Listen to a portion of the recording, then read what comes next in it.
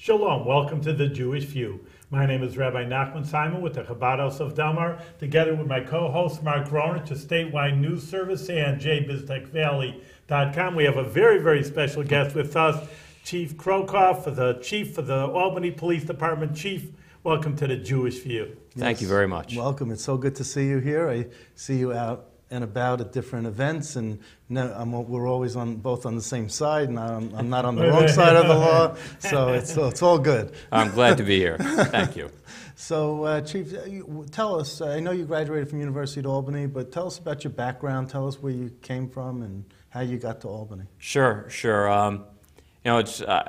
I never had anticipated I'd be wearing not only the chief's uniform, but any police uniform. This was never my chosen direction in life. I came to school here back in '88 from Long Island, and my plan was to go into law school. In fact, I had my eyes on the University of Miami because my parents had moved to South Florida while I was here. And what do you call that? The Holy Land? The Promised Land. The Promised Land. They knew as many people in South Florida as they did on the island.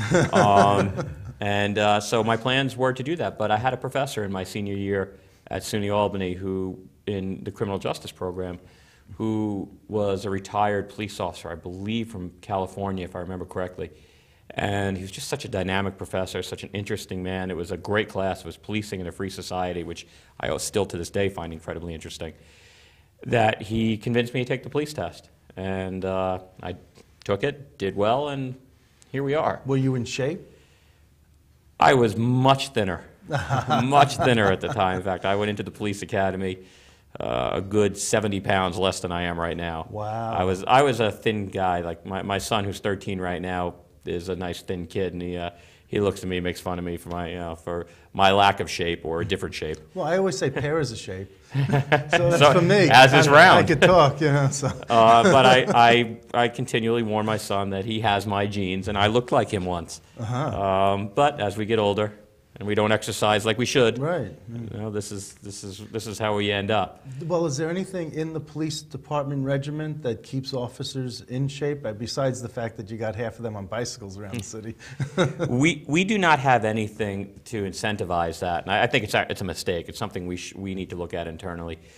Not only because it's good to have officers in shape, but exercise is incredibly good for mental health, yes, reducing anxiety, a lot of things that we deal with in our industry, and I would like to continue to push that.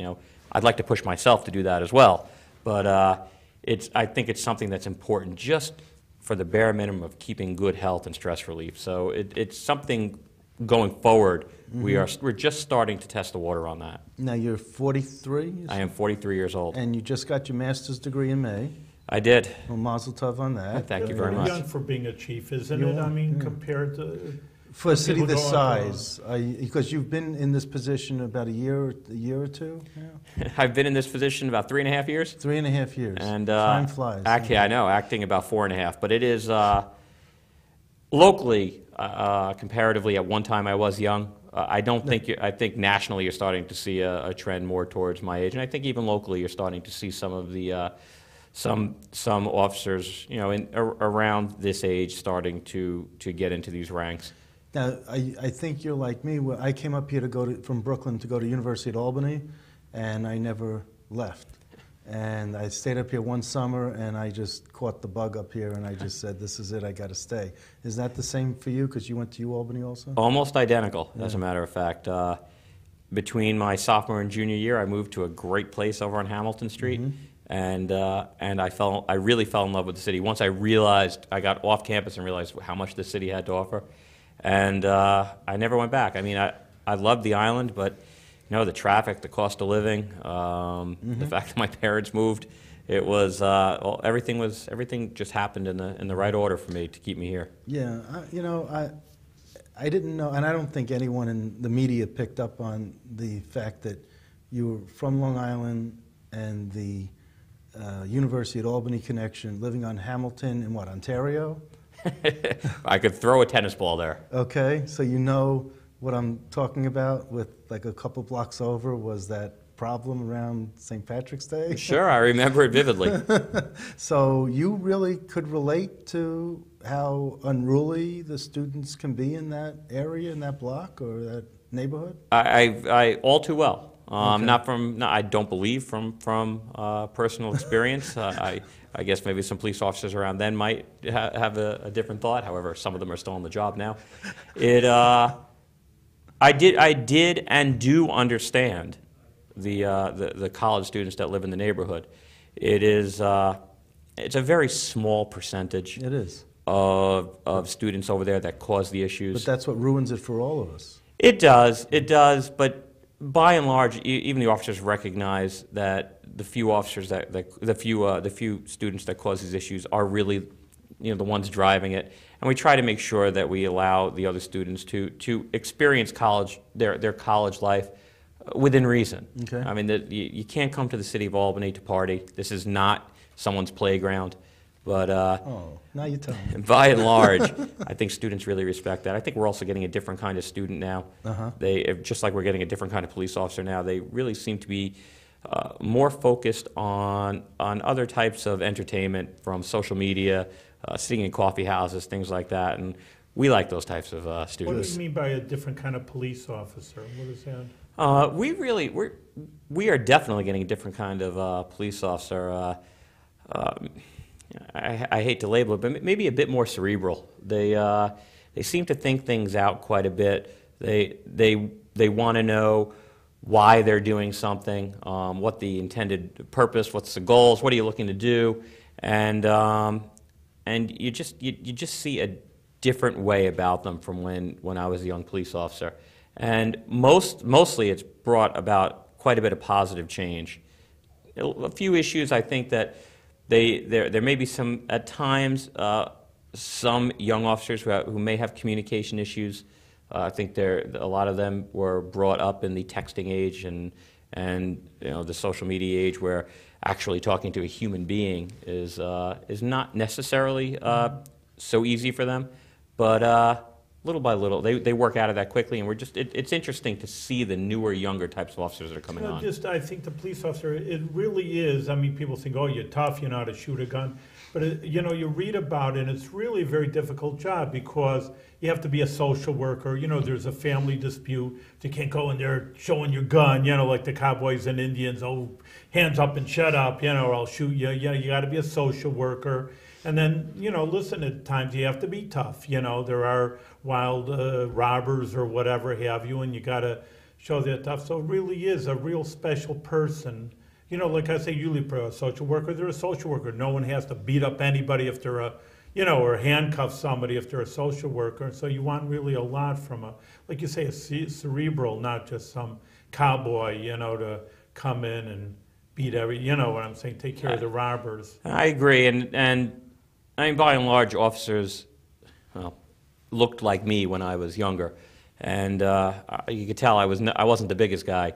So officers like me are one of our best tools, our ability to think on our feet, be able to communicate with people, understand people, be empathetic, so we can diffuse situations. There are quite a times we've been on calls where we walk in and there are a mountain of men in there that tower over us, and the only way you're getting out of there unscathed is having that ability to communicate, and it's saved my hide quite a few times, as many officers on this job. Let me ask you, it's just amazing, because like Rabbi Simon was saying about you got to be a social worker, you got to be tough, you have to know when to use force and when not to, but that's all part of the program that you put into place with community policing.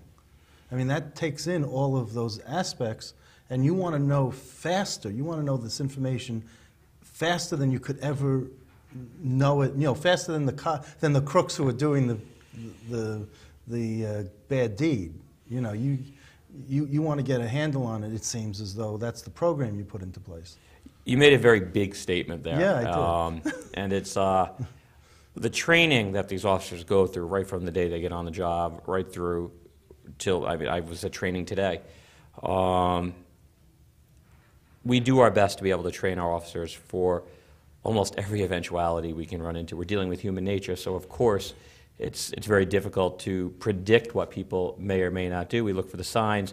We try to maintain a tactical advantage in a physical situation. But the majority of our job, thankfully, is about people and communicating with people and keeping people safe and making people feel safe. And that's really, when you talk about community policing, that's kind of at the center of that. It's about, it really is about empowering people and bringing in partners to help, to allow us to help them to be safe. And it's a collaborative effort. It's a two-way street as well. I mean, it's not just the officers. Now, at neighborhood association meetings, you always have a community, a community resource officer? Is that who it is? A neighborhood officer? What's the right title? Well, but you always send someone to the neighborhood association meetings. It's a big. It depends who's there. Okay, but I'm just saying, the police department sends people to these neighborhood associations to give a report about the crime for an individual neighborhood association within the boundaries. And I just think that's so important, even if 6 people show up for the neighborhood association meeting. It's so nice just to see the presence. And I know that they're also, they spend, 20 minutes, a half hour, and then they're off onto the street doing what they need to do within the community. But at least they come and they address what's going on. You have another way of informing the people through, without just the neighborhood association's appearances, and that's Nixle. That is correct. And that's going to let people inform the officer of trends or what's happening. If they see something, say something, and they could do it electronically. What Nixle is designed to do is to improve communication in a more real-time manner, to allow people within the community to have a sense of what's going on. Within their specific neighborhood area, their specific beat. We have carved up the city into 33 distinct beats, and each one of those are the subject of one of a focus of Nixle independently. So when you sign up for, let's say you live in our old haunting ground, I'm thinking it was yours as well, Hamilton, Ontario. No, I'm up on Hackett and Manning. No, but when you were in your SUNY days? I was on Partridge, and I had an apartment on Partridge. What was it? By Albany High, between Western and Central. Okay, you weren't far from me. No, but I'm just saying that's where I was. So. But if you lived in that neighborhood, you'd want to know what's going on in that neighborhood. And what you do now is you could easily sign up to get information specific to your neighborhood, several blocks around you. And the beauty of that is that you're going to receive information that is a few things: specific to your immediate surroundings and actionable. We're not looking to flood people with information. Something I talk about. We're not sending out pictures of Aunt Tilly's cat in a sweater. What means there's a few break-ins around the That's neighborhood. it. That would be it. So be careful. That's exactly it. We'll say things. An example I often give is something like car larcenies, thefts from motor vehicles, which is something we deal with in this city. And when we start seeing these patterns, and these are one of I picked this because a lot of times we see specific patterns associated with that type of crime, we can get the information out to that neighborhood because those types of crimes are very often clustered in a very small group of streets.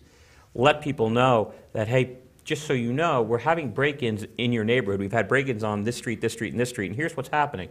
They're going into unlocked cars and they're stealing change out of ashtrays. Here's what we'd like you to do. First of all, lock your car. Secondly, take your change. But also report to us. Let us know if you see anything strange going on in your neighborhood, people looking at cars, walking up into driveways, things along those lines. Because usually when people within the community, just like in your neighborhoods, if you spot something that's out of place very easily, much easier than we may, it gets that two-way information, that flow of information. Well, but each one of these neighborhood association officers give their email address out freely. So you can just send a quick note to them, and then they'll be looking around, and I guess they disseminate that information elsewhere. You have tentacles everywhere? We did. We actually just launched the second phase of our community policing program, which is team policing. And what that did is it took the neighborhood engagement unit is what you're referring to. It's the officers there's one officer assigned as the point person to each of those 33 positions. Sometimes, in some situations, we do have more than one officer assigned to that on different shifts. But what team policing brings to the table is it now brings the resources of the department as a whole to bear on specific problems in that neighborhood. Often we found we were dealing with problems, let's say at 11, 12 o'clock at night. People on the next shift, officers on midnights or on days, they wouldn't even know that these problems occur. So in theory, we could have the same problem 2, 3 times a day without that communication.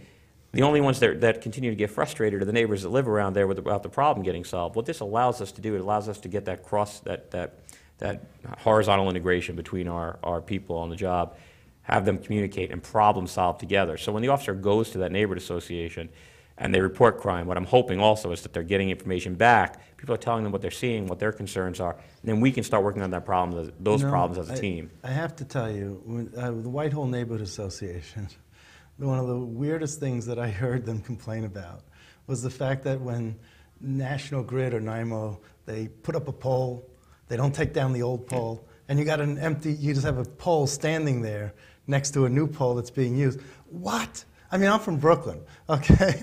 We would just take the pole, we would just saw the pole down or something, or use it as a battering ram. I mean, I'm going to beg you to do neither, but just so you know, that's not, I've heard that complaint before in other parts of the city. It's not unique to the Whitehall Road area. But I mean, is that the biggest problem that someone could come up with? I mean, wow, we're doing pretty good. Yeah, I know. You know, that's what I'm thinking. But anyway, I would just ask, I wanted to ask the chief, you know, you've been here for a while.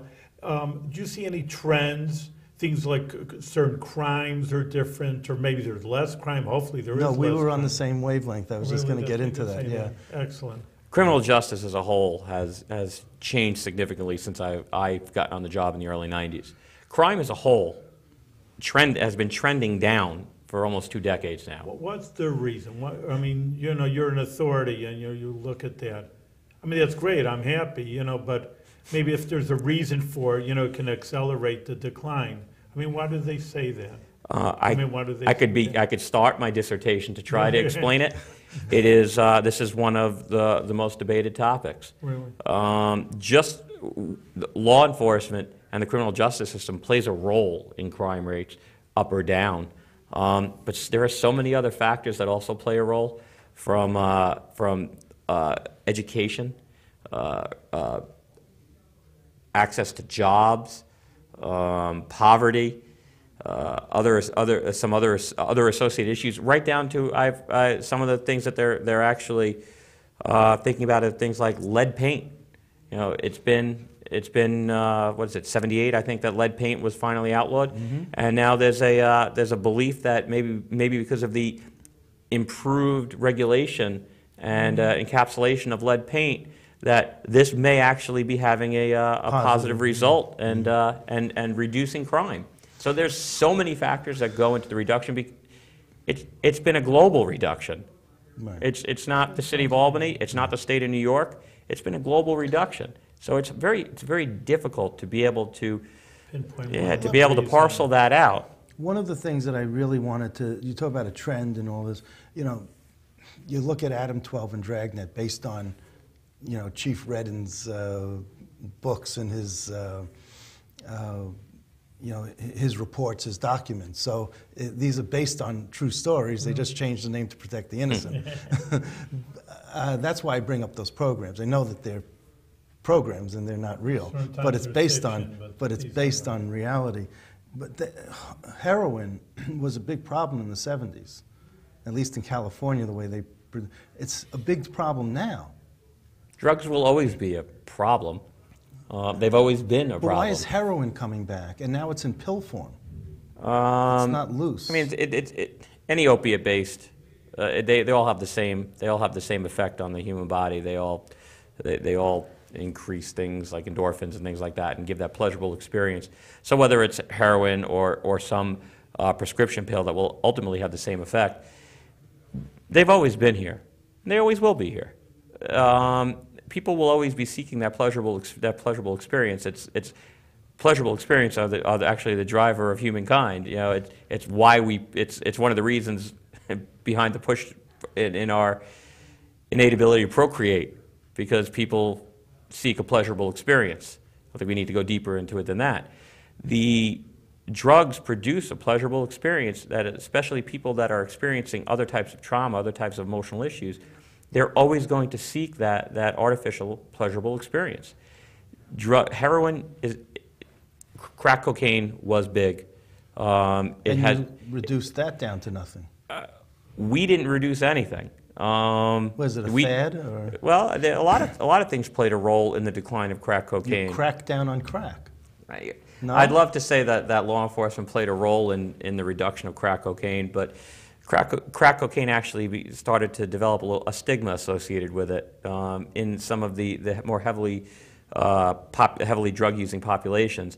And that stigma associated with it started to drive, and this is also open for debate, started to drive some of that type of drug use down. And so you don't see it like you did in the early 90s, the mid 90s. Okay. But heroin has come back cyclically a few times already since I've been here. And it's going to come back again, because people, just like the people drink alcohol or smoke a cigarette, they're going to seek that pleasurable experience, whether that drug is legal or illegal. And what about gun use and the community gun that's hidden under a stairwell or something? Have you cracked down on that? Have you gotten a handle on where they are? Did you see those types of cases being diminished? It's a big question. We have had significantly more gun seizures this year than we had in the previous couple of years. It is guns they're similar to drugs in some ways. Yeah, that's why I brought it up together. You do have to attack it if you attack it simply from a supply side strategy. In theory, if you reduce supply enough, you're going to drive up the cost of a gun, and people will be induced into the market, because instead of getting $200 for a gun, they're getting $2,000 for a gun. So without also trying to be successful in demand-side strategies, getting people to not want or need the gun is equally as important. We can never lose sight on reducing the number of illegally possessed guns. It always has to be in our sights. But absent a good demand-side strategy, the guns will continue to flow. How did you come down on the SAFE Act? It's a tough question for me to answer. And I know each question you've asked me, you're never going to get a yes, no in most of these questions, because they're not that simple. And that's why we have a half-hour show, because I didn't want to just have a 2-minute discussion on any of this. I'm looking forward to, because I asked Sheriff Apple the same thing. I'm not just asking you these questions. I ask these same questions to law enforcement in general. So I was just wondering what your personal thoughts were about the SAFE Act. The SAFE Act in and of itself has some very good pieces to it, things that I know from work that I've done and research I've been involved with, will have an impact on the flow of illegal guns. What we need to focus on is when a gun goes from being legal to illegal. My feeling, the gun itself is not my focus. There are too many guns in this country for us to be focusing on a gun itself. We have to determine how that goes from legal manufacture to legal possession to illegal possession. And when we hit that point, we will start having an effect on reducing the number of homicides and violent acts associated with illegal handguns. So you don't think SAFE Act will have any real impact? No. There are specific parts of it that I think will have a significant effect. And when you talk about... But seven rounds or 7 bullets in a magazine as opposed to 10, I mean, how do you check that? I mean, I guess if you're the 8th person, you're happy. Not if you're the 7th. Right. But remember, just to put it in context, I'm an urban city chief of police. Our crimes that we see are usually not perpetrated with things like assault rifles. They're handguns, things that can be secreted easily. It kills me to see these horrible acts that receive national attention, things that have gone on in the schools and in malls and things like that, senseless killings. But what doesn't necessarily get media attention is that an exponential number times that we lose every day Yeah. to people in our cities with the use of handguns. I don't blame handguns. I don't blame them. But we as a society need to be able to better interdict, better be able to determine how a gun ends up in the hands of our youth who they can't be legally possessed by these people or these criminals.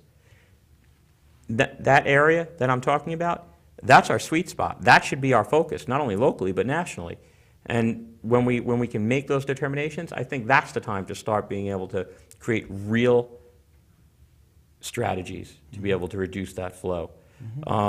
Reducing a gun from a rounder, I don't know I know it'll have no effect in the city of Albany. Right. I'm not a rural police chief. No, I'm asking in your jurisdiction only. I know that you can't speak for other jurisdictions. The city of Albany, that part of it, Yeah. the whole assault rifle part has very little effect. Okay. But other things associated with it, like making sure that we recover handguns when people pass away or when they end up in maybe in a nursing home, we need to be able to get those guns in legal possession at that point, because we do know it's at that point that a lot of guns end up getting into the black market, into the illegal market.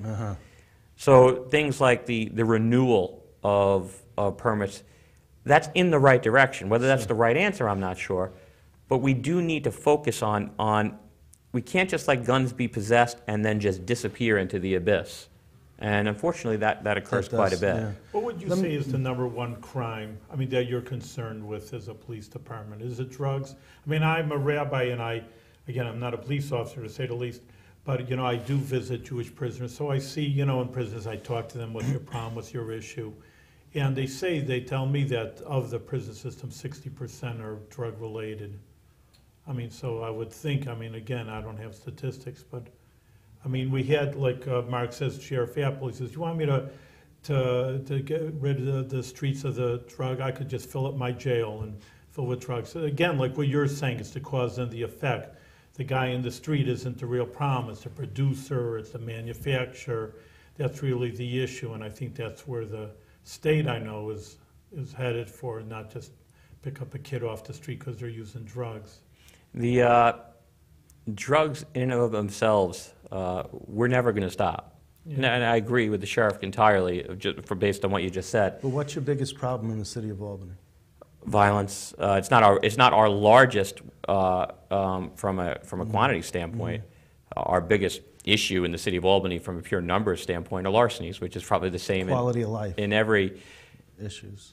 Yeah, and they're not mutually exclusive. Yeah, but from something we focus on, our Part 1 crimes, our index crimes, we look at larceny as one of them. From a numbers standpoint, that would be our largest number, but it's not our most important focus.